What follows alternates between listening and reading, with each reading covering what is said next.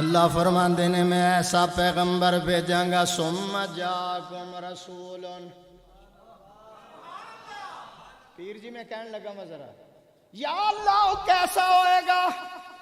اللہ فرماتے ہیں وہ کیسا ہوگا؟ اس کا مقام اور مرتبہ یہ ہوگا.